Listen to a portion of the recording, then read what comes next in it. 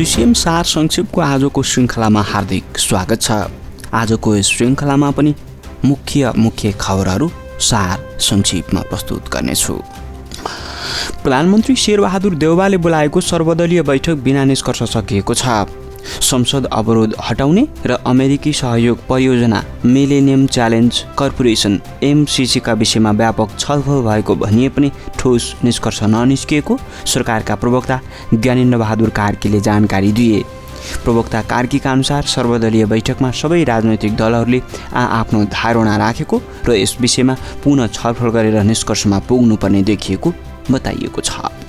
आज सम्माननीय प्रधानमन्त्रीजीले संसदमा प्रतिनिधित्व गर्ने सबै राजनैतिक दललाई आमन्त्रण गर्नुभएको थियो र त्यहाँ लामो छलफल भयो। संसद अवरुद्धको बारेमा र एमसीसीको बारेमा लामो छलफल भयो र एमसीसीको बारेमा व्यापक रूपले छलफल भएर फेरि थप छलफल गरेर एउटा निष्कर्षमा पुग्ने सहमति बनेको छ र संसद अवरुद्धको सम्बन्धमा एउटा धारणा छ, त्यो म तपाईहरुलाई सुनाउन चाहन्छु। संघीय संसद निरन्तर अवरुद्ध हुँदा संसदको नियमित काम र जनताको यो संस्थाबाट अपेक्षा गरेको गहन भूमिका समेत प्रभावित भएको छ। जननिर्वाचित संस्थालाई यसरी लामो समय बन्धक बनाउनु उचित होइन। गतिरोधका कारण केही महत्त्वपूर्ण विधेयक र प्रस्तावहरू समेत अल्झिएका छन्। संसदीय लोकतन्त्रलाई जीवन्त राख्न प्रतिपक्षको भूमिका महत्त्वपूर्ण हुन्छ, तर सशक्त प्रतिपक्ष हुनुको अर्थ संसद नै चल्न नदिने भन्ने होइन। विरोध गर्ने, असहमति प्रकट गर्ने मूल थलो संसद नै हो, तर सिङ्गो संसदलाई यसरी निरन्तर बन्धक बनाउँदा हाम्रो लोकतन्त्र र संसदीय अभ्यास समेत कमजोर हुन जाने खतरा हुन्छ। प्रतिपक्षले उठाएका विषयमा संवाद गर्न र उपयुक्त सहमति खोज्न सरकार तयार रहेको प्रतिबद्धता व्यक्त गर्दै संसदलाई सुचार गर्न सहयोग गर्न हामी प्रतिपक्षलाई आग्रह गर्दछौँ। धन्यवाद। अनि कांग्रेस बाहेक अरू सबैले विरोध गरे भन्ने छ नि। सर्वदलीय बैठकमा चाहिँ अन्य दलहरूले चाहिँ कांग्रेस बाहेकका दलहरूले चाहिँ एमसीसीमा चाहिँ कुनै पनि हालतमा अगाडि बढ्नु हुँदैन भन्ने कुरा राखेर तपाईको धारणा के हो? अब मेरो धारणा तपाईलाई भन्नुभन्दा पनि त्यहाँकै म त्यहाँ जे छलफल भएको छ त्यसको बारेमा तपाईहरुलाई म जानकारी गराउन चाहन्छु। एमसीसीको बारेमा कसरी यसलाई अगाडि बढाएर लिएर जाने यस बारेमा सबै दलहरूले आफ्नो विचारहरू राख्नु भएको छ। कसैले यसप्रति केही आशंकाहरू पनि व्यक्त गर्नुभएको छ। ती सबै कुराहरूमा फेरि छलफल गरेर हामी चाँडै नै एमसीसीलाई एउटा निष्कर्षमा पुर्याउँछौँ। प्रमुख प्रतिपक्षी दललाई चाहिँ सहभागी गराउन सक्नु भएन भन्ने छ नि। यो विषयमा कार्यदल गठन गरेको हो। यो विषयमा फेरि निरन्तर छलफल भएर हामी चाँडै एउटा निष्कर्षमा एमालेलाई सहभागी गराउन सक्नु भएन मान्छे। छोटो भनिदिनुस् न। अब आज प्रधानमन्त्रीजीले आमन्त्रण गरेको यो सर्वदलीय बैठकमा प्रमुख प्रतिपक्षी दल एमाले उपस्थित हुनुपर्थ्यो, उहाँहरू उपस्थित हुन सक्नु भएन। उहाँहरू एक्लै गफ गरौँ भन्नेमा चाहिँ कुरा आइरहेको छ। त्यो मलाई थाहा छैन। सत्तारूढ 5 दलीय गठबन्धनले अमेरिकी सहयोग मिलेनियम च्यालेन्ज कर्पोरेसन एमसीसी बारे टुङ्गोमा पुग्न 3 सदस्यीय कार्यदल गठन गरेका छन्। कार्यदलमा नेकपा एकीकृत समाजवादीका नेता झलनाथ खनाल, नेपाली कांग्रेसका नेता तथा सञ्चार मन्त्री ज्ञानेन्द्र बहादुर कार्की र माओवादी केन्द्रका नेता नारायण काजी श्रेष्ठ प्रकाश रहेका छन्। नेकपा एकीकृत समाजवादीका अध्यक्ष माधव कुमार नेपालले नेकपा एमाले सर्वोच्च अदालतको फैसला विपरीत संसद अवरुद्ध पारिरहेको बताएका छन्। पूर्व प्रधानमन्त्री समेत रहेका अध्यक्ष नेपालले कांग्रेस सभापति शेरबहादुर देउवा प्रधानमन्त्री बन्नु अघि दलको व्हिप नलाग्ने सर्वोच्च अदालतको फैसला विपरीत गएर एमाले संसद अवरुद्ध पार्ने काम गरिरहेको आरोप लगाए। गण्डकी प्रदेशमा थप 20 जनामा कोरोना भाइरसको संक्रमण पुष्टि भएको छ। स्वास्थ्य निर्देशनालय गण्डकीका अनुसार पछिल्लो 24 घण्टामा थप 20 जनामा कोरोना भाइरसको संक्रमण पुष्टि भएको हो। विवरणअनुसार कास्कीका 10 जना, स्याङ्जाका 5 जना, नवलपुरका 3 जना र पर्वतका 2 जनामा संक्रमण पुष्टि भएको हो। उनीहरूमध्ये 16 जना महिला र 4 जना पुरुष रहेका छन्। नेपालका जङ्गलमा खान मिल्ने 256 प्रकारका फल पाइएको छ। नेपाल विज्ञान तथा प्रविधि प्रज्ञा प्रतिष्ठानले प्रकाशित गरेको वाइल्ड एडिबल फ्रुट्स अफ नेपालमा 256 प्रकारका खान मिल्ने फल सूचीकृत भएको हो। नास्टका वरिष्ठ वैज्ञानिक एडभोकेट लोक रञ्जन भट्ट मुख्य लेखक रहेको यो पुस्तकले खान मिल्ने फलहरूमध्ये 61% पहाडी क्षेत्रमा पाइने उल्लेख छ। चिसो बढीसँगै माथिल्लो मनाङका बासिन्दा जिल्ला बाहिर झरिसकेका छन्। मनाङका नार्पा भूमि गाउँपालिका र मनाङ निसाङ गाउँपालिकाका अधिकांश मानिस घर कुरुवा राखेर काठमाडौँ, पोखरा लगायत सहरमा पुगिसकेका छन्। बाढीले क्षति पुर्याएका चामे गाउँपालिका र नासो गाउँपालिकाका मानिस पनि जाडोयाममा जिल्लामा नै बसोबास गर्ने गर्दछन्। कोभिड-19 को नयाँ भेरिएन्ट ओमिक्रोन भित्रिन नदिनका लागि नवलप्रासी बर्दघाट सुस्ता पूर्वको सीमा नाकामा उच्च सतर्कता अपनाइएको छ। भारतसँग सीमा जोडिएको त्रिवेणी भन्सारमा उच्च सुरक्षा सतर्कता अपनाइएको जिल्ला प्रशासन कार्यालयले जनाएको छ। प्रमुख जिल्ला अधिकारी मनमाया भट्टराई पङ्गेनीले नयाँ भेरिएन्ट जिल्लामा भित्रिन नदिनका लागि स्वास्थ्य सचेतनासँगै सीमामा उच्च सतर्कता अपनाइएको बताइन्। बेलायतमा कोभिड-19 को नयाँ भेरिएन्ट ओमिक्रोनबाट मृत्यु हुनेको सङ्ख्या 7 पुगेको छ भने सङ्क्रमित हुनेको सङ्ख्या झन्डै 25,000 पुगेको छ। बेलायतको स्वास्थ्य सुरक्षा निकायले ओमिक्रोन भेरिएन्टबाट शनिबार मात्रै 10,000 भन्दा बढी सङ्क्रमित थपिएसँगै हालसम्म सङ्क्रमितको सङ्ख्या 24,000 बढी पुगेको जनाएको हो। सङ्क्रमित मध्ये 7 जनाको मृत्यु भएको जनाएको छ। त्यस्तै अस्पताल भर्ना हुने ओमिक्रोन सङ्क्रमितको सङ्ख्या 85 पुगेको छ। त्रिभुवन विश्वविद्यालयले सोमबार 47औं दीक्षान्त समारोह मनाउन लागेको छ। त्रिवी परीक्षा नियन्त्रण कार्यालय बल्खुमा आयोजना हुने समारोहमा प्रधानमन्त्री एवं कुलपति शेरबहादुर देउवाले अध्यक्षता गर्ने जनाइएको छ। प्रधानमन्त्री देउवा बिहान 11 बजे बल्खु पुग्नेछन्।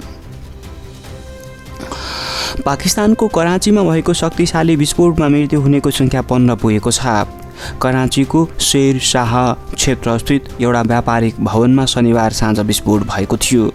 विस्फोटमा पाकिस्तानी प्रधानमन्त्री इमरान खानका विशेष सहयोगी र पाकिस्तान तेहरिक-ए-इन्साफ पार्टीमा आबद्ध एक सांसदका बाबु समेतको मृत्यु भएको छ। विस्फोटबाट भवनमा आंशिक क्षति पुगेको छ।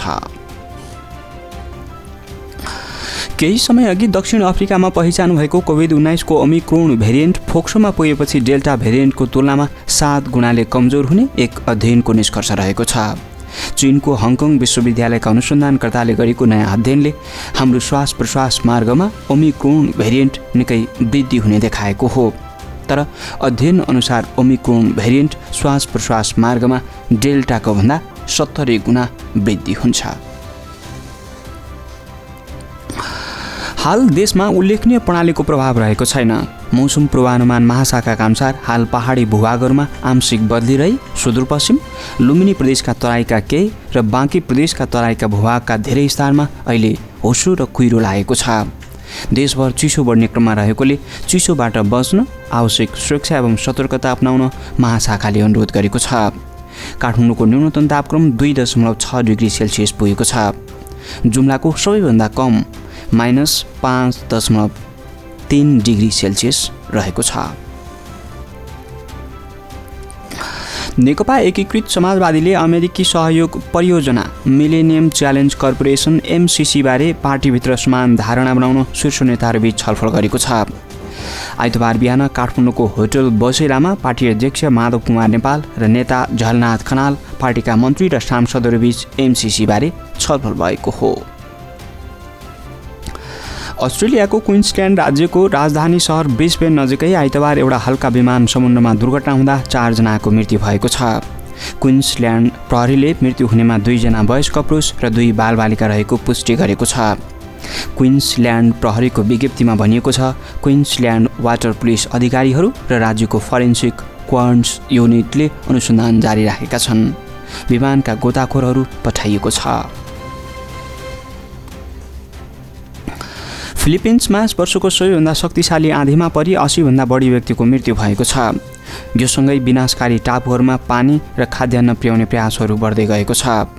राई आँधीले द्वीप समूहको दक्षिणी र मध्य क्षेत्रहरूलाई तहस-नहस बनाएपछि 3 लाखभन्दा बढी मानिसहरू आफ्नो घर र समुद्री तटको रिसोर्टहरू छोडेर भागेका छन्। आँधीले धेरै क्षेत्रमा सञ्चार र बिजुली अवरुद्ध पारेको छ। छानाहरू उडाएको छ, बिजुलीका पोलहरू ढलेका छन् र गाउँहरू बाढीमा डुबेका छन्। बागमती प्रदेशको राजधानी हेटौडाबाट 12 वर्षदेखि 18 वर्षका बालबालिकाहरूलाई कोरोना विरुद्धको मोडेर्ना खोप अभियान सुरु गरिएको छ। स्वास्थ्य कार्यालय मगवानपुरले आज हेटौडाको भुटन देवी माध्यमिक विद्यालयमा एक कार्यक्रमको आयोजना गरी 12 देखि 18 वर्ष उमेरसम्मका बालबालिकाहरूका लागि कोरोना विरुद्धको मोडेर्ना खोप लगाउने अभियानको सुरुवात गरेको हो। नेपाल सरकारका स्वास्थ्य मन्त्री विरोध खतिवडाले स्वास्थ्य कर्मीहरूलाई खोप हस्तान्तरण गर्दै खोप अभियानको सुरुवात गरेका हुन्। काठमाडौँको शङ्करापुर नगरपालिका 3 जरसिंह पौवा स्थित रिसोर्टमा युवती मृत अवस्थामा फेला परेकी छिन्। जरसिंह पौवाको लाङटाङ इको रिसोर्टमा कार्यरत ओखलढुङ्गा मानेभन्ज्याङ गाउँपालिका 9 घर भएकी 19 वर्षीय उर्मिला आले मगर मृत अवस्थामा भेटिएकी हुन्। उर्मिला र सो रिसोर्टमा काम गर्ने मोरङ लेताङका अर्जुन मगरसँगै सुतेका थिए। अचेत अवस्थामा फेला परेका अर्जुन उपचारपछि होसमा आएका छन्।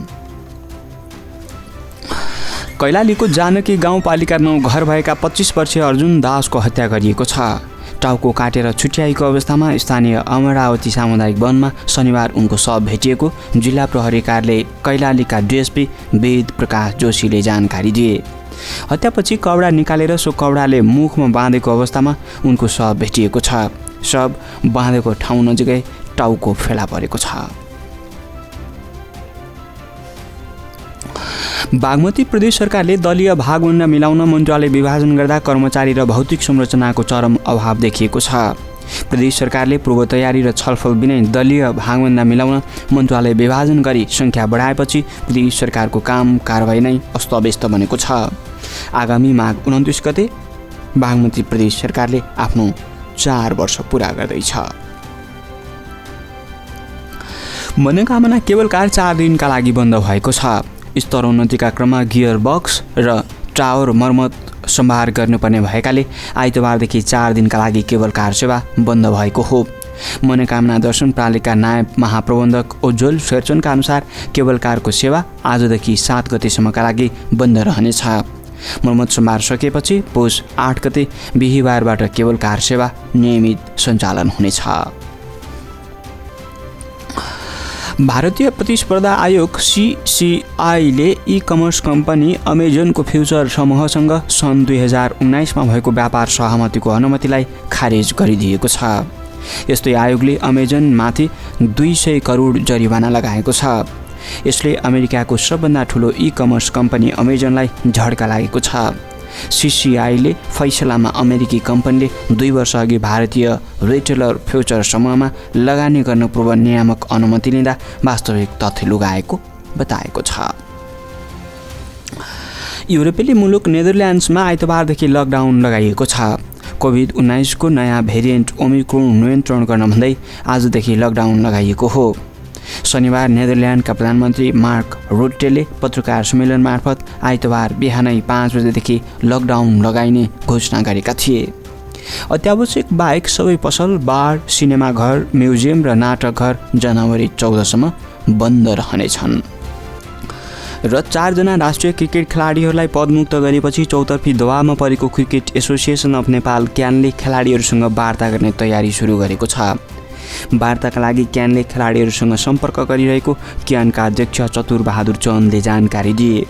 गत मङ्सिर 29 गते क्यानले अनुशासन उल्लङ्घन गरेको भन्दै कप्तान ज्ञानेन्द्र मल्लसहित उपकप्तान दिपेन्द्र सिंह ऐरी, सोमपाल कामी र कमल सिंह ऐरीलाई 2022 को सेन्ट्रल कन्ट्र्याक्टमा सहभागी नगराउने निर्णय गरेको थियो। हौस् त सिसिएम सार संक्षेप पहिलेलाई यति नै। म भीम छुटिन्छु। बिदा पाऊँ। नमस्ते।